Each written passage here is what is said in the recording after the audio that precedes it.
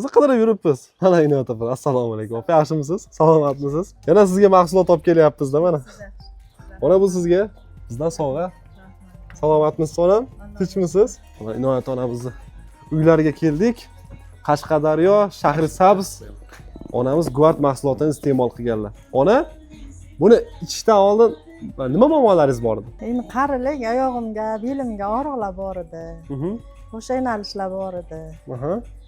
Allohga shukr. Nima bo'ldi hozir? Yaxshimi? Natijasi qanaqa bo'ldi ichganingizdan keyin? Yaxshi, Allohga shukr. Ancha yengilmisiz? Ha, Allohga shukr, Allohga shukr.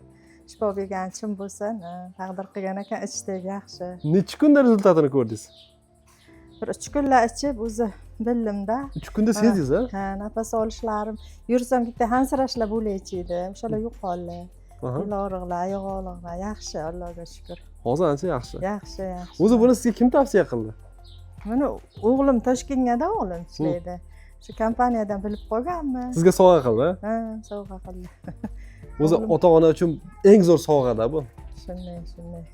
Qarilikka. Xo'p, o'zingizga o'xshagan yosh katta yaqinlaringizga bu mahsulotni nima tavsiya qilgan bo'lardingiz ona?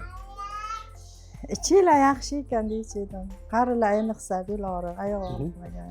Hali yana ichyapsizmi hozir ham? Ha. O'zim ichib tugatdim. Da. Hozir yana olib keldik, tugaganini bilib yana olib keldik. Ha, rahmat. Yana davom ettirasizlar, xudo xolisa ona. Rahmat.